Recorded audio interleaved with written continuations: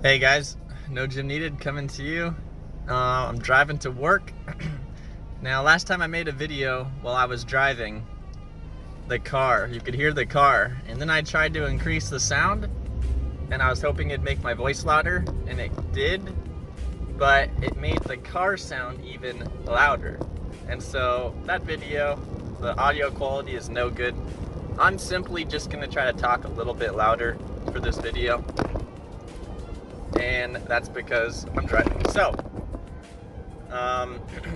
we got some information. Bellion, in fact, not just him, but all the great beings grew together on the great tree. This is turning into some Naruto stuff right here. We got the great tree now. Now, I actually like the concept of the great tree. It's very interesting, and they can take it in many different directions. So, does that mean that all the sovereigns and all the rulers grew up together as fruit on this tree? This is throwing another monkey wrench in things here, but it's getting deeper. So, let's think about this. Does that mean all the sovereigns and all the patriarchs of every kind of chaos denizen race grew on that tree? Or is it just the sovereigns and just the rulers? And I'm talking not like those underlings, not like the winged beings, the two winged beings in the silver-clad armor. This has got to be like 4 winged beings and up to 6, because Bellion is a 4-winged being. He's a 4-winged ruler. So clearly the ruler, I mean, they weren't called rulers at the time. They were called I guess fragments of the most brilliant light. And I don't know what they call them below that. Smaller fragments. You have the greater, most brilliant fragments, and then you have the smaller fragments with 4 wings and 2 wings. So Bellion had 4 wings, apparently. And of course the Shadow Sovereign had 6 wings. The Shadow Sovereign was the strongest and greatest warrior among the fragments of the most brilliant light. He wasn't the most brilliant light, though. So there's a difference between the greatest fragment and the most brilliant light. The most brilliant fragment of light, which is the one that started the rebellion. So, depending on how this tree works, some kind of like, maybe, I don't know, emotional, they got some kind of ties to this tree. And maybe the sovereigns didn't come from the tree, but I don't know. I think they would have. Light and dark existed together. Maybe there's a different tree, but I don't know. No, because it's a great tree. There can't be 2 great trees. Come on. So where was I going with that? Hang on a sec. I'll come back to that. I don't know if you guys can see me or if there's a glare on the camera, but if I look like I'm crying, it's because I just drank a really, really intense flavored drink. So I kind of am teary a little bit after that. I'm barely keeping it down. But, yeah. So this tree, they're all growing together on this tree. At the very least, the rulers and the sub-rulers, before they were called rulers, were growing on this tree. Okay, yeah. I'm trying to get this straight. Alright, that subject's really confusing. Let's move away from it for a bit. We'll come back to it. Still trying to keep that drink down. So, out of the first gate, the gate over where Jinwu was, we got, the Shadow Army. The complete Shadow Army. Of course, it's still not complete. He can still make Shadow Soldiers even as we speak. Now, what sovereign is reigning over China? I'm not sure, but they said the gate over China is even bigger than the gate that was over Seoul. which is strange because they said the magic energy over Sol was like the most densely, it was the most densely packed magisphere. So this spot is kind of dangerous. Hang on a second. All right, here we go, going up the hill. Oh, okay, so maybe it was just the most densely packed magisphere because it was going to be the first to open. That would make sense. But it wasn't necessarily the gnarliest. Now we're seeing the one manifest over China, and it's apparently bigger than the one that was in Seoul. Now that's the 7-star hunter. That guy, he actually seems really down to earth. He fought that giant. He's like, whoa, this thing's actually really hard. And then he started to respect Jin Woo for just wrecking all of the other ones. So he went to go help out in Korea. That dude's totally got a level head on his shoulders. The stuff he said to the cameras was legit. He put those trolls to silence.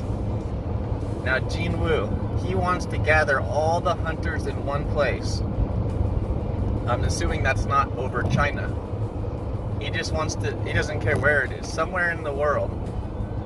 Maybe it's in like some, no, because imagine if Jin Woo had everyone gather in like some random desert so that there wouldn't be too much destruction, the sovereigns would have to travel to that desert to fight, and they would destroy everything in their path to get there. So that doesn't make sense. So he wants to gather all the hunters in the world in one place. That place is going to be a deciding factor. Maybe he's just asking if the guy has the ability to do that, and then they're going to do it multiple times. They're going to do it over China, try to beat that gate, do it over Brazil, try to beat that gate, do it over America, try to beat that gate, etc., one by one. But either the dragon, either the Lord of Destruction, the Dragon Sovereign's going to come out first, or they're all going to come out simultaneously. I don't see the weaker sovereigns coming out with their armies before the Dragon Sovereign. So that's another thing to consider. Are all these gates going to start opening up simultaneously? Or maybe they're all going to come out of the gate in China, and then the other gates are for the rulers? I really have no idea. So are the rulers even going to come and fight? I think so. I think they are. Are they going to come out in the other gates by America and all that? I'm not sure. I'm not sure. We know that the rulers do come out of gates, though. We saw it in the system playback. And they were fighting against the Shadow Sovereign. So the rulers are coming from somewhere. I can't wait to get some dialogue from those guys. We saw the tragic death of what's his dad's name? Song Il Hwan? Yeah, man, I cried. When I read that, I cried. I couldn't hold back my tears. That was sad. His dad was fair. His dad was a fair man. I wish they could have had some more time together, but that was a very touching scene. R.I.P. Papa Song Jin Woo. So he was a fragment of the most brilliant light. He totally knew how to release that power. We had speculated that. So I'm glad we talked about it, and I'm glad we figured it out. We knew he was working for the rulers. Like, we flat out said that.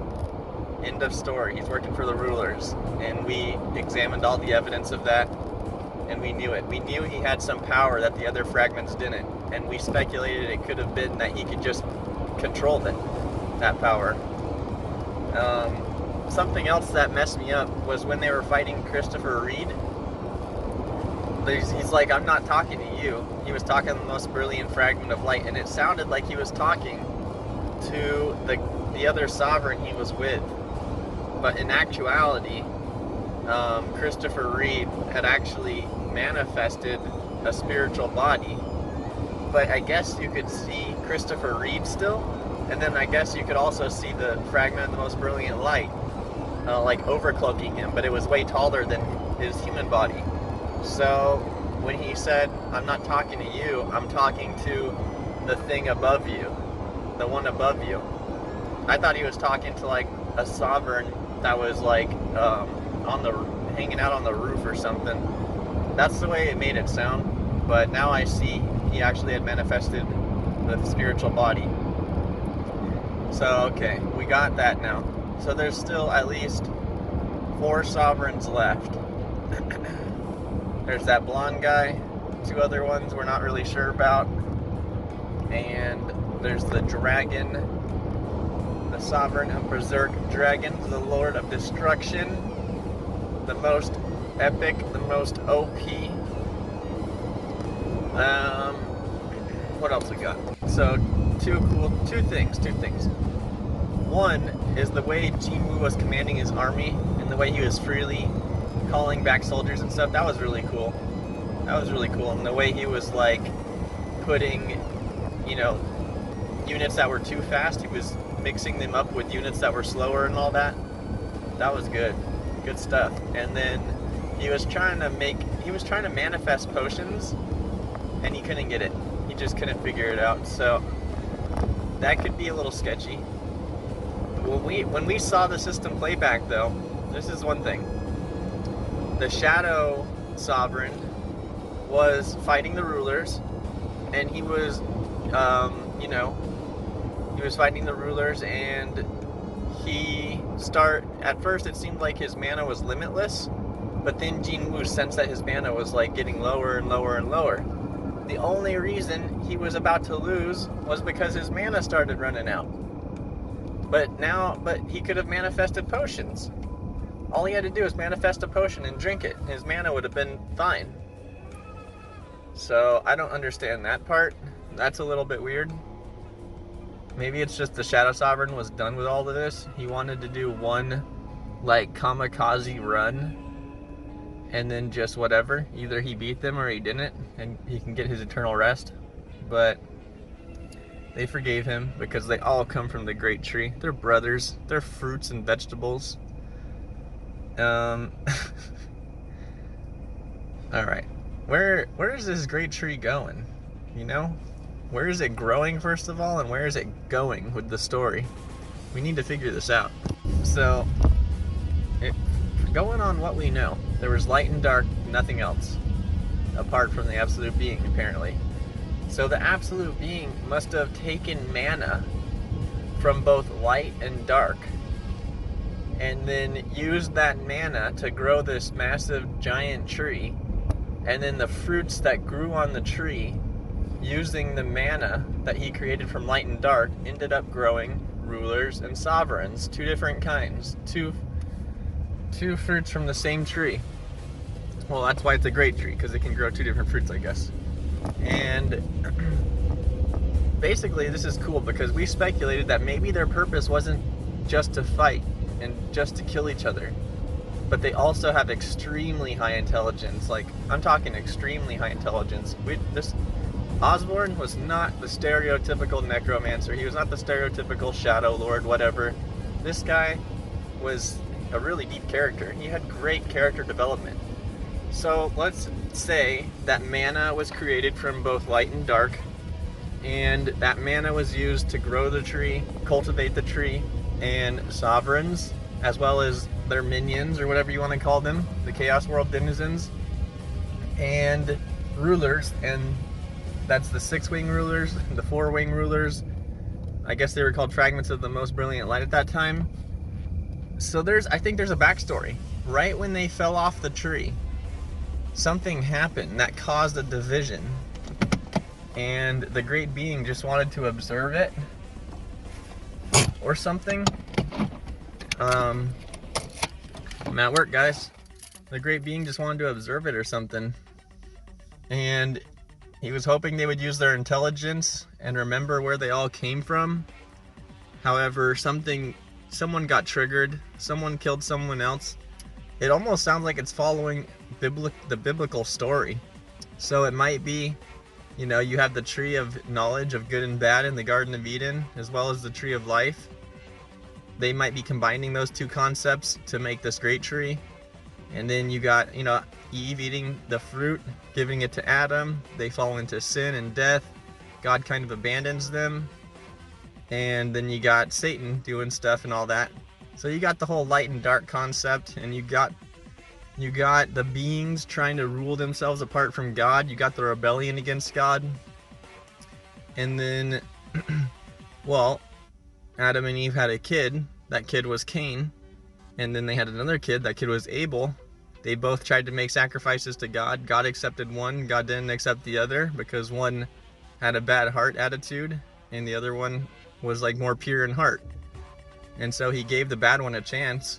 But the bad one, instead of taking the chance, he got really jealous and went and killed his brother.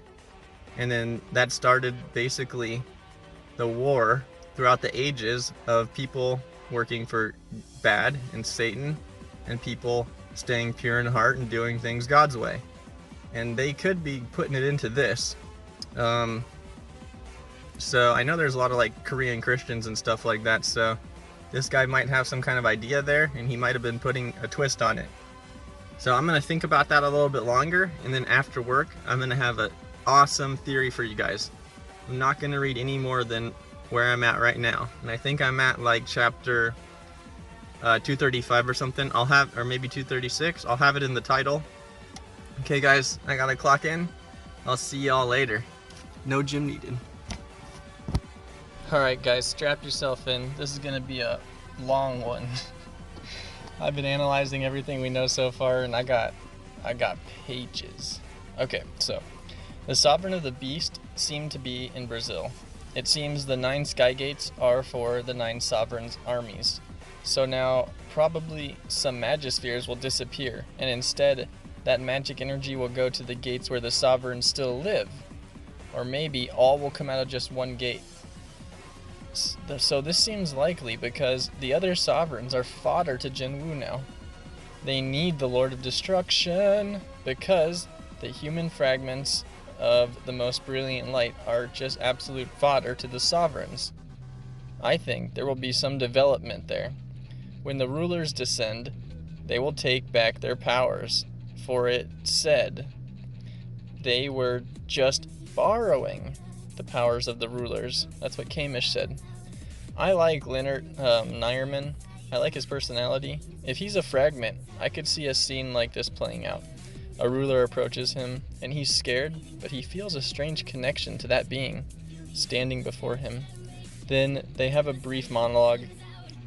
Thanks for keeping my power safe this whole time. I've been watching you, or something like that. Then Leonard gladly hands the power over.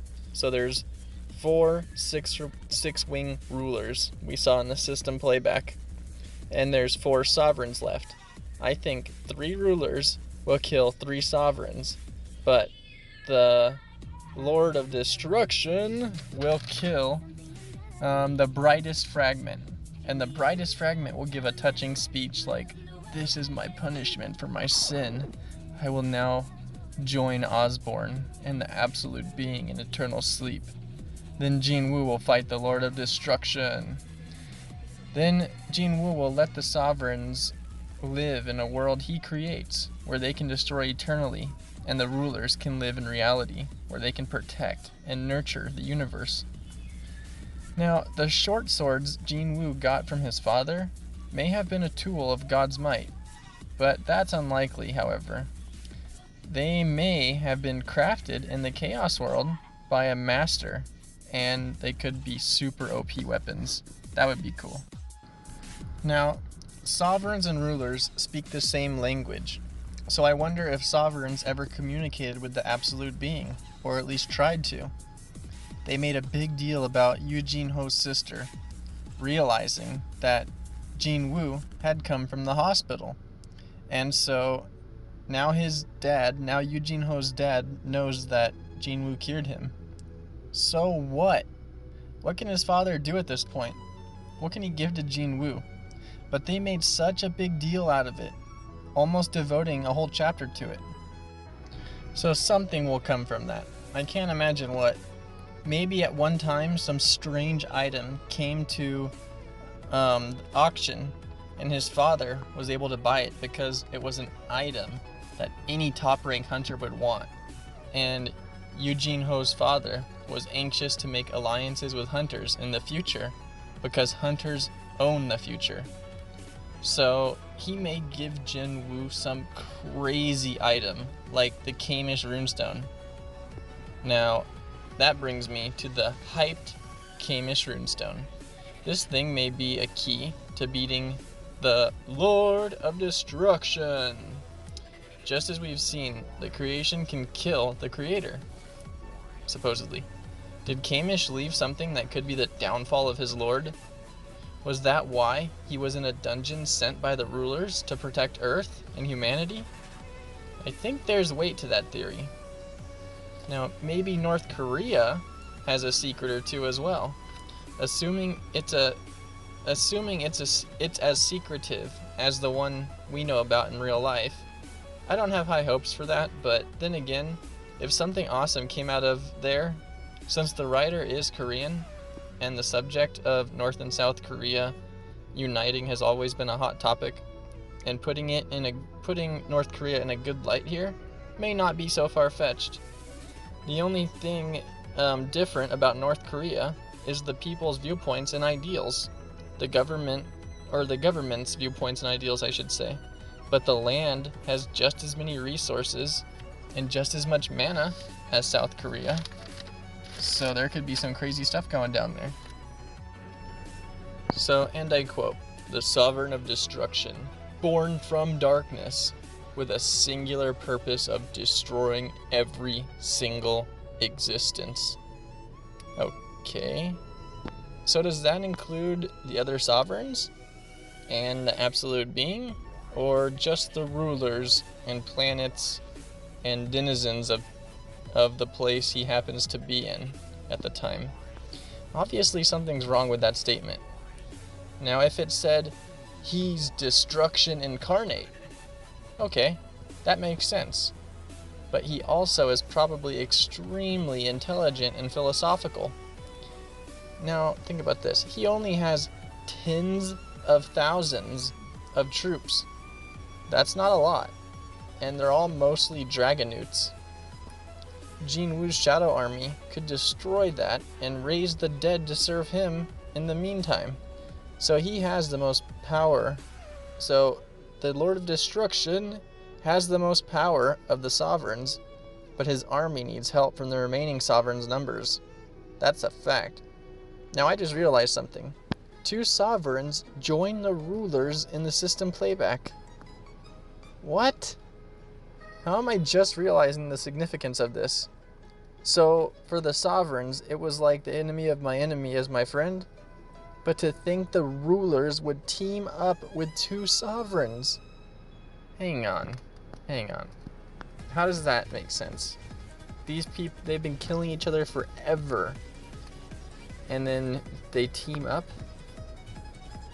And then that really was just like, okay, end of story. And then they just, okay, so, hang on.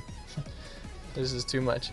The sovereign, the Shadow Sovereign, wanted only to kill the rulers. That was his sole purpose. The rulers can turn back time and have power to destroy the sovereigns as time goes on.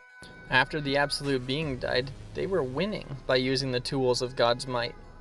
So why in the heck would 2 sovereigns team up with the rulers when the Shadow Sovereign wanted to kill the rulers? Single-mindedly so. Makes no sense. No sense. You're saying that the Sovereign of the Beasts and the Sovereign of the White Flames were scared of the Shadow Sovereign, so they teamed up with the rulers as if it was just like the easiest thing? But they could have still hid behind the back of the Dragon Sovereign, you know? It doesn't make sense. But let's try to make it make sense. Then the rulers didn't kill him. They killed the Absolute Being to end the killing by gaining its might to quickly kill the sovereigns, and yet they didn't want to kill him. They just wanted to defeat him. And then he started working with the sovereigns again. The Shadow Sovereign went back and started working with the sovereigns again after that. But for what purpose? He obviously didn't want to kill the rulers anymore. So the Shadow Sovereign started fostering Jin Woo. who would end up going and killing the sovereigns. I feel like I'm missing something here. Now, Bellion had been guarding the Shadow Sovereign since the moment of the rebellion. What about before that? When the Shadow Sovereign was a great warrior among the fragments, the greatest warrior, mind you, and they fought the sovereigns continuously. Unless for some reason the pre-Shadow Sovereign didn't participate in those wars. Maybe he was the Absolute Being's personal guard. After he fought the sovereigns, he earned his title and became the guard of the Absolute Being. Then Bellion was birthed on the tree. Let's see here. Turn the page. I got 10 pages of stuff here. My mind's blown. That can't be. He said they were on the tree together. Now think about Bellion's name. It's suspicious, to say the least. It's like Rebellion. Rebellion. You just put R-E in front of his name and it's Rebellion. Maybe its original name was different and Osborn named it that after the rebellion, but he knew his original name. He knew Bellion's original name if he had one. So why would he change it? Was Osborn his original name? Or did he name himself? Maybe he was born in Ozone or something, so Osborn? Maybe the Shadow Sovereign loved Ozzy Osbourne. That would make some sense. Or is it some Wizard of Oz thing, where their original birthplace was named Oz? Oh, I hope that's not it. Nevertheless, Bellion never once questioned his master's actions, just like how the Shadow Sovereign never questioned the Absolute Being's actions, but all the other fragments questioned everything. So something's weird. Osborn didn't question the Absolute Being, then became the Shadow Lord, and questioned what he should do after the Absolute Being died. He chose revenge, but failed. Although he didn't drink any potions during that massive war, or the equivalent of what that would be for him, since he never used the system. Then, after defeat, he questioned everything, even to a philosophical level. Bellion has feelings, but just simply said he's never revealed them because of the event that happened on the world tree. Soldiers of the heavens are born on this tree, and maybe the sovereigns grew off the roots or something. I don't know. We just don't have enough information. When will the rulers get to Earth? And do they have a tool of God that can somehow shield humans? We haven't seen all their tools yet. And how are the sovereigns even created? Beings of light took the form of fruit on a tree. Is there a way to make a theory here? I don't believe the sovereign's only purpose is to destroy. They have different abilities and power levels. Only one of them is called the Lord of Destruction, but he only wants to destroy things that aren't sovereigns or their armies. So there's rules that apply to him. The rulers destroyed the Absolute Being. The Absolute Being had powers of life, death, time manipulation, and more. And apparently, there is hermaphroditic wizards that are pretty epic. The Absolute Being's not dead, as in no longer exists, or it'd be in the abyss, which we can assume it created. Did the Absolute Being have a beginning? The Shadow Sovereign went from one type of being into another, then gave that to Jin Wu. Jin Wu went from being one type of being to another. Can the Absolute Being do that? Go from being the Absolute Being to something else? No. It can enable others to do so, though. When a sovereign dies, it becomes just magical energy, and doesn't go to the abyss like its underlings. But rulers go to the abyss, like Osborn and Bellion. In the system playback, the Shadow Sovereign rised up quite a few of the two-winged fighters. Are they in his army, or did he cancel them? When something turns into a Shadow Soldier, it gives absolute loyalty, something the Absolute Being didn't get, but they still retain some ego.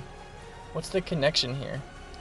I think this whole narrative is based on wrong assumptions from the brightest fragment who started the rebellion and the Shadow Sovereign, who assumed things when he woke up in the abyss. Jinwu needs to unite the sovereigns, their denizens, and the rulers somehow. When they make peace, they'll combine the tools and somehow resurrect the absolute being, or it'll just reappear and start speaking and set things straight. They've turned back time 10 times already with the absolute being's might after it died. Jinwu can use mana and carry his voice around the world, manifest stuff, use ruler's authority to, lift people off the air and stuff like that by gathering mana in the air, basically, etc. The absolute being could have turned back time so as not to die and made a counter strategy. So I'm saying we're being fed a false narrative. The absolute being has a connection to the Shadow Sovereign and all the mana in it, and all the mana in the world, etc. Also, humans and Earth play a role. I think the absolute being used foresight and created the Earth for the sole reason of this scenario playing out. It's gonna make a comeback, and it'll tell us the truth. How can Jinwu power up any more than he already is? Is the king of Berserk Dragons really the final boss? Or is it going to be like a corrupted version of the absolute being that Jinwu has to purify? Or since they come from another dimension, this is kind of sketchy because it's hard to tell if they're from a far part of the universe or a different dimension altogether. If they're from a different dimension, maybe there's another absolute being who created humans in this dimension. I don't think so, though. The Shadow Sovereign was betrayed by his people twice, as a ruler and a sovereign. Jinwu, he's won the support of all his people. Even though in the beginning he saw how dirty, scary, and evil some humans let themselves become, he never gave up on them. So the absolute being willingly died to allow its children to try to become God instead. The rulers then gained the power to kill the sovereigns and end the war, with the only exception being the Shadow Sovereign. They begged for his forgiveness, and he forgave them. So if the power the absolute being put in him was purely for the sake of revenge, he just obeyed the absolute being. Even though the power was OP, it wasn't enough to beat the rulers. Even if the beasts and demons didn't help them, the rulers would have won. Unless he started drinking some potions and his mana went back up or something. But I guess, I don't know. Either he was doing that in his own way and we couldn't see it, or he didn't want to do that. So you guys already know my theory. I think the absolute being didn't, it pretended to die, and then it went into Osborne, who was in the abyss. That's why when he woke up in the abyss, he didn't see the absolute being anywhere. And then when he went back up into the world to go try to save the absolute being, he was already dead.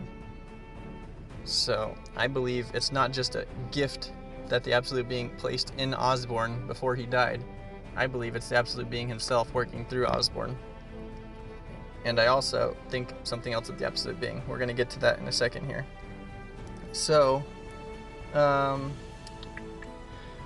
yeah. Also, why did Baran hate the Shadow Sovereign so much?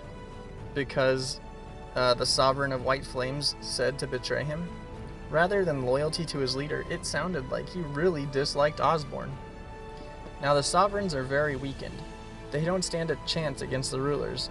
So why is the Lord of Destruction so confident? I have a feeling the Ancient Grey Dragons are going to be OP, but they're not enough. I don't think he's the last boss. I think the Sovereigns have a purpose, like the Gods of Destruction in Dragon Ball Super, and the Supreme Kais and stuff, I have a feeling the last boss is the absolute being. All the tools will come together, and it will revive itself, and the remaining sovereigns and rulers will team up to fight it. It'll be their final test. Then when they win, it will become reborn or purified, and give an explanation about everything.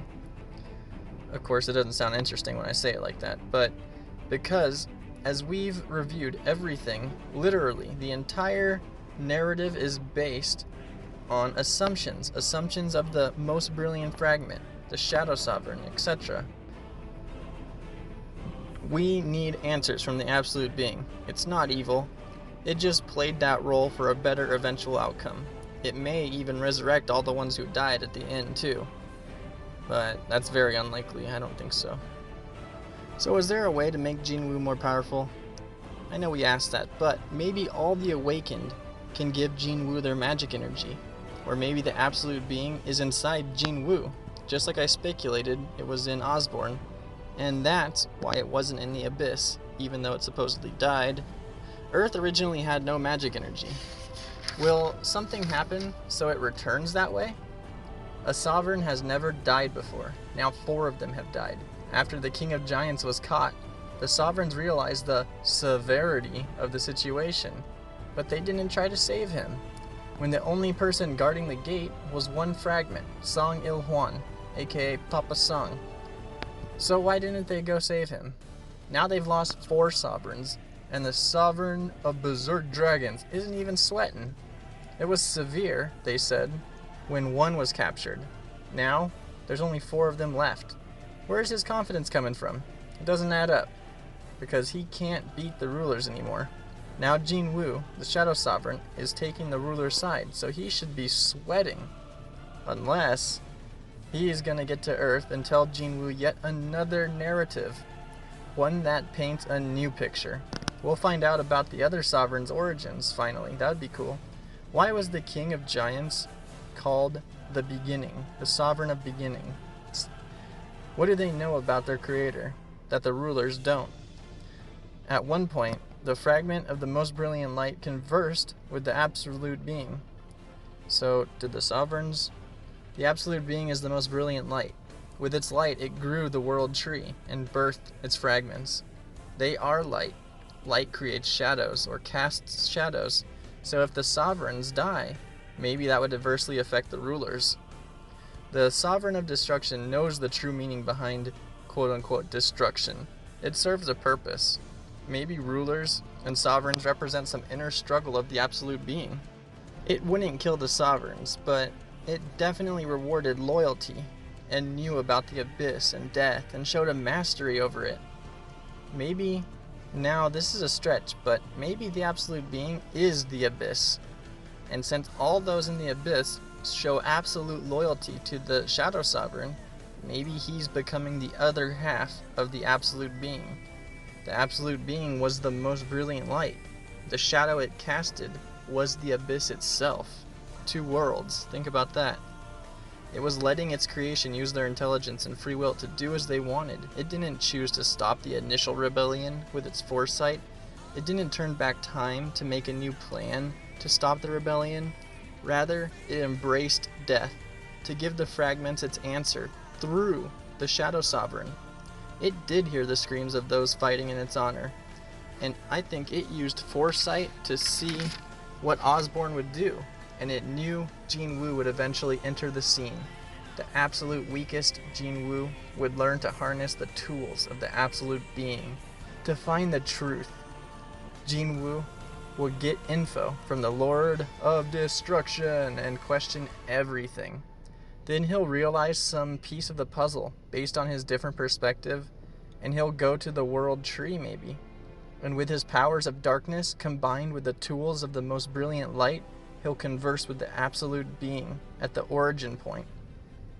And he will be granted 1 wish. Maybe, I don't know. But when he first died, anything he wanted to see, he could. And he could live there eternally, the Shadow Sovereign said, and manifest any kind of life he wanted. And the Shadow Sovereign said that was his realm. So he was the absolute being in that realm. But he didn't have these quote-unquote limited powers that they said that the other absolute being had, the real one. So it's all going back to the absolute being. We need a flashback. We're going to get a heavy monologue from the Lord of Destruction for sure, and a flashback or 2. And somewhere along the line, we're bound to see a big contradiction. Everyone's assumptions are just not right. The absolute being definitely is going to get some character development. Jinwoo, we love you. Keep leveling up, bruh. Alright guys, here's my final theory. This is what I think. After much thought, I think that the absolute being existed. There was also light and dark. The absolute being used light and dark to make mana appear in the universe or the dimension they were in. And then it used that mana and it planted a seed with this mana on it, and it grew this tree. And then these beings of light grew off the tree. But at the same time, they had the production of all this light also gave way to like a negative energy, a negative mana, so to speak. So then if you want to make a being of pure light from this world tree, it sucks all the mana from that planet and whatnot, and a being of pure light is born into this world. But since mana itself was made from light and darkness, by consequence, somewhere else in the universe or somewhere else in the dimension, a being of darkness was born, aka the sovereigns. So because there is 8 rulers, although we only know of 4 of them, but you know, there's at least 4 of the 6 wingers, and then there's more of the 4 wingers. So let's say there's, I don't know. But anyways, this theory still works, because we can say 4 rulers were born, and they were so powerful that 8 sovereigns were born from the opposite side. Because some of the sovereigns are powerful, but they're not as powerful. However, no, there was at least 5 fragments of the most brilliant light, because the Shadow Sovereign was one as well prior. So we got the world tree birthing the rulers, but the price to pay for bringing those beings, those fragments of the most brilliant light into existence, the darkness also had to be created, the antithesis of the light. The sovereigns were brought into this world, and the sovereigns were doing what they were born to do, and that's destroy. They come from the darkness. Now, when it's just light and dark, and when it's mana, it's all neutral. But because the absolute being tried to birth beings of light like itself, then it also made the sovereigns. And I'm thinking if you destroy the sovereigns, it's going to have an adverse effect on the rulers as well, and the absolute being knew that. And the absolute being was having, it was in a conundrum. Its conflict, the absolute being's conflict was, well, if I help my children win this war, they themselves will disappear, and then I'll be lonely again. And so it couldn't find anything to say. And then they took that as, this is all for its entertainment. But it simply didn't want them to go away forever. And so it let itself be killed by them so that they can learn the truth themselves. And the very last act of love it could do, or the very last thing it could do, was at least reward its most loyal servant, Osborne. And at the same time, by granting him the powers of absolute darkness, which is the flip side of the absolute being, the most brilliant light itself, hopefully in the long run that can counteract it. So if the rulers are light and they fully destroy the darkness that is the sovereigns, well, the sovereigns now also have the absolute darkness. So even if all the other sovereigns die, or normally that would have made the rulers die too, because you have to have both light and dark in this universe since it was all created from that. However, now with the Shadow Sovereign there, he, as long as he still exists, he has enough darkness in himself. He has the keys to the abyss, and he's able to somehow keep the universe balanced. So all the rulers can exist as long as the Shadow Sovereign never dies. And that would make sense why the rulers were bowing down to him. Or they just bowed down to him by instinct or something, and they didn't realize that they were actually saving themselves. Word. Alright guys, any more than this and I'll be beating a dead horse. I've analyzed it as much as I can. And I had a great time doing it too. I'm not gonna lie. This is awesome fun. I love this story, and I'm gonna keep reading. I'll see you guys on the next video. Later.